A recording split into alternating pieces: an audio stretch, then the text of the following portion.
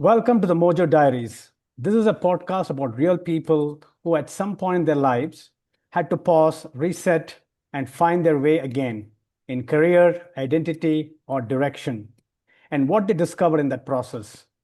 Today's guest is someone I've known for 30 years, Sujatha Narayan. She's a PhD in polymer science, an innovator with multiple patents, and who has led innovation and business at organizations like 3M and Vaptech India. But beyond the credentials, what I've always found interesting is her journey from deep expertise to leadership and how she's navigated different phases of life along the way. Welcome, Sujatha. Thank you, Ram. Pleasure to be here and looking forward to the conversation. Wonderful. So let's start with, let's start at the very beginning of your college or in school. What were some of the early influences that shaped the way that you are today, or some of the curiosity that you had? Yeah, that's an interesting question. It's fun to go back and think so long ago. But what I'll say is, I'll start off, and you'll hear this as a continuous thread through our conversation. Is that I think I'm a very lucky person, and when I think about the early influences, I'll broadly put it into the environment that I grew up as a child. Right, the first 17, 18 years of my life. I'll start off with my family. Grew up in a very academic family. My father was a professor in IIT Madras. My mother was, even those days, she's 87 now. She was a master's in chemistry and worked at the National Physical Laboratories in Delhi before she got married. My sister's a PhD in polymer chemistry. My brother's a civil engineer. So, very academic family, but no academic pressure. It's a beautiful combination of having the right atmosphere, but with absolutely no pressure and an ability to kind of discover what I was interested in, what I wanted to go after. Also, because he was a professor in IIT, we lived in the IIT Madras campus, one of the most beautiful academic campuses in the world.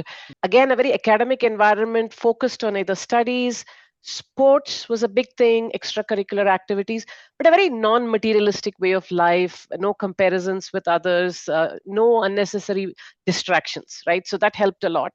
And then the third rung of that stool would be my school. I went inside the campus, there was a Kendra Vidyalaya, KVIIT Madras, an outstanding school that I studied in all the way from first to 12th class. Good teachers, I won't say great, but they were good teachers that allowed us to get interested in what we were learning. I fell in love with science right then through the course of my studies, but very well balanced again with sports and extracurricular activities. And no, you know how today we are parents and we know what kind of pressure school puts on our kids when it's board exams and results. I didn't have anything of that sort. So I think this entire atmosphere between school, family, friends was just outstanding, and I think that really set a very, very, very strong foundation for me. It allowed me a few things, right? It allowed me to fall in love with science. It gave me confidence because now I was not under pressure. I didn't develop a complex like a lot of the kids do these days. I wasn't comparing myself to others. It gave me a lot of confidence to pursue what I wanted and gave me the freedom to go after what I was passionate about. So combination of all of this, I think is really the early influences for what I consider to be a successful life. I think it's amazing, right? Also, it is so apparent that that academic excellence that you kind of grow with, or the people that who influenced you, you saw that, and that commitment that has come kind of ran through your entire thing, and that's what has helped you to be where you are today. So true, absolutely. Let's talk a little bit about your expertise, right? You've built some deep expertise in a very specialized field. So what does it take, to really become world class at something? No, absolutely. I mean, there's lots of things that it takes, I think, but and it's lots of depends on circumstances as well. But two things that stand out to me. One is that I think it's almost impossible to develop deep expertise in something you're not passionate about.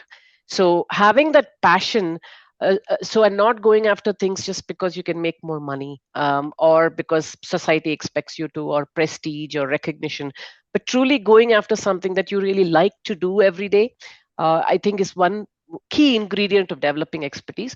And the second thing is really working your tail off, right? Work ethics, putting hundreds and thousands of hours into what you're trying to build the expertise on. I think the combination of these two has really helped me, and I think it's like a very simple mantra for really everybody. There's a beautiful book that I'm sure you're aware of called The Outliers: The Secret to Success. And it talks about it takes about 10,000 hours of practice to become a maestro at anything. I mean, it could be music, it could be coding, it could be anything, right? So I'm really sold on that, right? It's just a lot of hard work that you Mm. have to do with whatever intelligence, capability, talent that you've been given. But that's so true, right? I mean, passion just alone is not enough. Okay, it's a starting ingredient, but even I see the one part that is people underestimate is the amazing amount of work you have to do for it, either through practice or do it again and again. That is so easily, people just ignore it, or just they think that passion enough is enough. You hear the stories about our cricketers, right? Yeah. Like Virat Kohli and those guys. I mean, how hard they work even today, right? At the age they're in, just with the amount of practice they get there. So I think it's a key differentiating factor between people who've managed to get to that expertise level versus not. Yeah. So then the change from expert to a leader transition, right? What changed internally during the transition for you, or what are some of the changes you had to make to move from one that you were so good at to something now that you're depending on a lot of other people? It's just not your own contribution. That's right. And it's not one change. Like you said, it's really a series of changes and it's a journey. And when you're actually going through it, you don't even know you're changing, right? You adapt, you pivot, you do what needs to be done to become good at what you're doing. But if I think back, right, you really, when I was, for example, I'm thinking when was doing my PhD or my first job, where my job was to develop products, develop technology, publish papers, file patents. So it's all about you first of Hmm. all, and it's a lot about learning something and going very deep into it, and to some extent ignoring a lot of things that are going around you, right? True. Now the next step was really R&D management for myself, and there itself you realize that you really can't wear blinders, right? You really have to become a lot more aware and intelligent about what's going on around you. As for example, even as an R&D leader, I really needed to understand the market and the customers and what they were looking for, so I could connect the technology I developed to a problem that they had that I could solve, right? I needed to know what the intent and the strategic intent of the company that I was working for, right? Hey, do we want to grow? Do we want to be more profitable, et cetera, et cetera? You really needed to understand the bigger picture. And I think the most important thing is really to, on the people side, now that you have a team and then you have to really mentor and coach your team, you start bringing in principles of situational leadership, right? You learn that you have to deal with each person differently in order for you to manage performance, in order for you to motivate and help your team grow. Then when you transition from like R&D management, which is still very functional management, and you move to P&L, man, it gets so much broader, right? You've got now, I mean, running a P&L for a manufacturing company, I need to understand people, of course, on one Hmm. side, HR. My financial acumen needs to be good. I need to understand my markets. I need to make sure I understand the macroeconomic factors that could affect my business. I need to understand manufacturing operations, supply chain, project management. I mean, the list is endless. You do end up, I think, compromising on building any kind of depth, right? Because you've got to be really jack of all trades. You come in with whatever master of one that you were at. In my case, it was R&D and innovation, but you just learn everything. What I realized is, I mean, a lot of people will tell you don't have to know everything, but I feel like you've got to know everything enough Yeah. to be able to ask the right questions. And that's really the True. way I look at my job now. With the teams that I work in, I just know what are the right questions to be asked. I know when they're heading to trouble. You develop a lot more intuition. Earlier, when you're doing functional expertise, it's all about data and logic. But when you start dealing a lot more with ambiguity, so dealing with ambiguity as a skill becomes a very key skill that you have to develop as you move more to peer leadership. And of course, breadth in terms of knowledge. You're leading more senior people, and it, Yeah. it certainly gets more complex, right? Because they are already senior, set in their ways, have their their own ways of doing things, their egos, etc. So the situational leadership is really tested, and you learn a lot of that. So you talked about, the shift that you had to go through, which is, I think, slightly more controllable. But I mean, I know I face a situation. How do you change the shift of how people look at you? How are you able to convince them that you can manage from an innovation role to leading of the team? How were you able to shift that in a thought process of how they looked at you? It wasn't a problem. I have a really good story here to say, which is gives you an example. So I was working at 3M and I was heading the healthcare R&D. My boss at that time had given me a task of building the strategic plan for that business. And this was basically a skin and wound care business that 3M has. They sell bandages of all kinds. So I had two choices, right? You can just go, you can look at what other people do and get into the technology Hmm. because I was an R&D manager after all. But what I did, I spent almost 6 months out there in the market. I mean, from Delhi to Kerala, I've traveled in a whole range of hospitals, watching surgeries, watching wounds getting dressed, watching. I mean, it's not fun when you, especially when you look at chronic wounds, right? So I developed a very deep sense of customer, what customer needs, right? And then I came back and built a strategy on how what technology can I serve the customer needs, because one, for example, India is the diabetes capital of the world, so chronic wounds are a very Hmm. significant problem. But at the same time, the per capita income of India is so low, and people can't afford the fancy $150 a bandage that you get in the US, right? So I built a platform of what is called affordable wound care, right? Now, I'm giving you this example for the question you asked is because I did this as an R&D manager, but what the leadership observed is somebody who could show initiative, somebody who was customer centric, somebody who had a sense of what it takes for to succeed in a business. Because I could have come up with a $200 bandage and I know it would have not sold in India because most Hmm. people can't afford it, right? So they saw these key tenets that you're looking for in a PNL leader. And that is after that is when, and in fact, that program didn't go anywhere because the global team decided to cancel that project. It was heartbreaking for me, but a fantastic learning experience. But that set the stage actually for my business career because the managing director then says, "Hey, this is a person who has tremendous initiative, customer centricity, business sense, business acumen, etc. Let me test her and give her a business to run." And then Hmm. the rest is history, right? So I always talk about the fact that one, you have to demonstrate competence in what you're doing now, right? I mean, you can't be showing all these other things and not be good at what you're doing right now. So competence in your existing job, a lot of initiative to really look broader, uh, not being risk averse. I could have been really worried about getting into spaces that I'm not comfortable with. And this has come out multiple times in my career where one of my strengths has been that, hey, I'm going to try to do it, and the worst thing that I'll do is fail, right? Hmm. And I can always come back and do the things that I know that I'm really good at. And I've done that multiple times, and I think that's served me very, very well in growing my career. Wow, that's such an gold nugget, for somebody, who's trying to shift, midway or whatever from a single contributor to something of, leading teams. I think that's something that how you went through is an amazing learning experience. Let's now talk about your personal identity, right? Let's step away from a moment and say, who is Sujatha when you're not leading your team or working in that high pressured P&L environment? What what type of person are you? I think a lot of mothers who work will tell you that one of the constant emotion that is there through your professional life is personal guilt, right? Because Hmm. you're a parent, but if you have a high intensity career, you're not giving enough of your time to your child. So I would say I'm largely defined, at least for 2 decades, that my daughter was still at home as a mother, right? It was either I was working or I was a mother, and I spent almost all my time on that.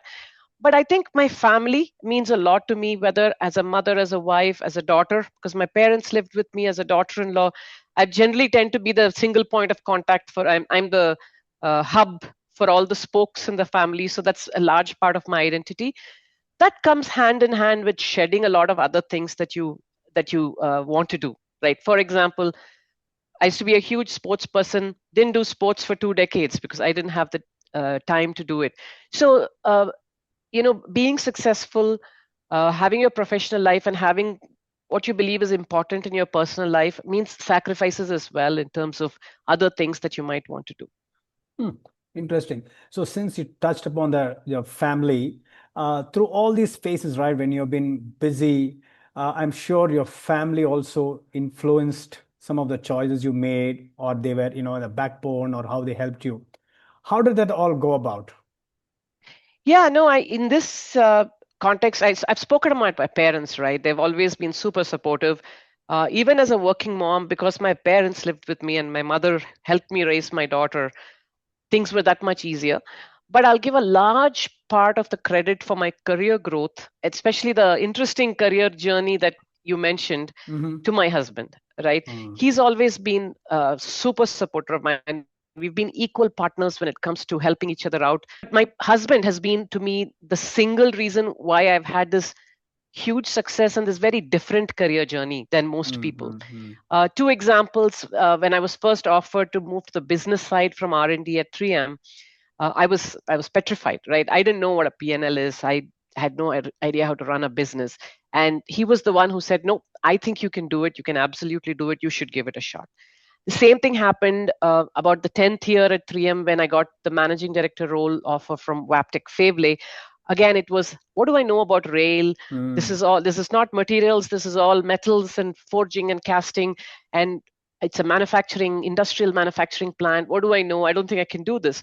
And it was him saying, hey, look at yourself. You've succeeded in everything that you've tried to do. You're capable of doing it and you have to do it. And again, worst comes to worst, you're going to fail and you can come back and do what you were doing before. So I think the biggest supporter, nudger, pusher, whatever you call it, has been my husband Ramesh, and I really owe him for that. Wow, kudos to your husband. Amazing. Um, so given that you've had all this success, what is your definition of success that has evolved over time? Yeah, no, I think I mentioned it before, but first of all, I always have my favorite when I give talks to women's group. I talk about definition of success. I usually start my talk that way. And the thing I say is there is no universal definition of success, right? Not societal, family. Mm, Success is simply what did you define your aspirations to be? And did you achieve it or not? That's to me a definition of success. So you have women in the organization who are coming to work for a paycheck, but their primary goal is to run a home, run a family. And then you have women who come and say, I want to be the next CEO. It's so individual, right? The definition of your aspirations, and hence if you achieve that aspiration, it's success. For me, my success definition has changed significantly. When I was doing my PhD in my first years in R&D, it was about my personal success, and I talked about it, right? How many patents can I get? How many mm, products can I launch? How well do these products sell, etc. It was more about me and my individual success. And then as I became an R&D manager, it was about me and my team and their success. But as I've reached this stage now in my career, it's really become all about everybody else. It's almost nothing about myself. There is really no expectation of reward and recognition for myself, but a tremendous amount of pride when my team does well, when the company does well.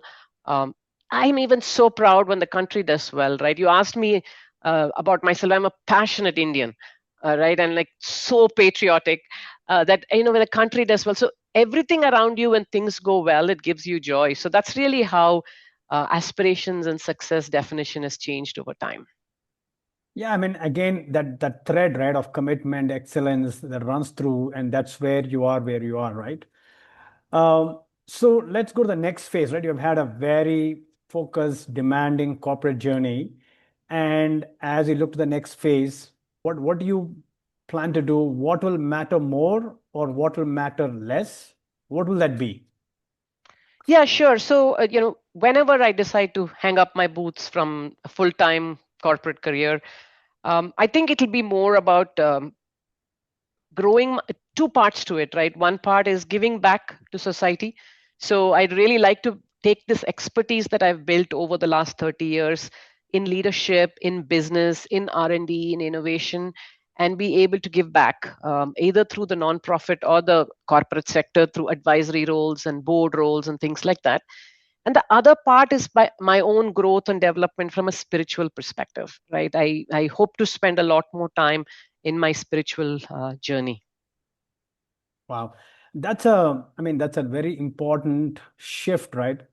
In all these years of experience that you've been collecting expertise, it should not just end, when you finish your corporate journey. I That's mean, right. that's uh, how do you, harness that, and how do you create, something out of it, either by coaching, mentoring? I think there's so much more to do. This is just one part of the journey that ends, I think. So I hope, you're able to, I'm sure with all that energy and expertise you have, you can create lots more things. I hope so too, because I saw my father when he retired from IIT. After that, he almost did nothing on the chemistry front. He missed it, and I think it was a loss to the world because he was Mm, just a brilliant electrochemist, and he could have brought a lot more value. So I really do hope that whenever I decide to retire, I will have an opportunity to plow back into society, which has given me so much. hmm. Uh, so with so much happening around you or that has happened over the years, what keeps you grounded internally? I mean, there's so much of distractions, or you're like time bound management, so many things. What keeps you grounded? I think it's my family. I think being that really hasn't changed.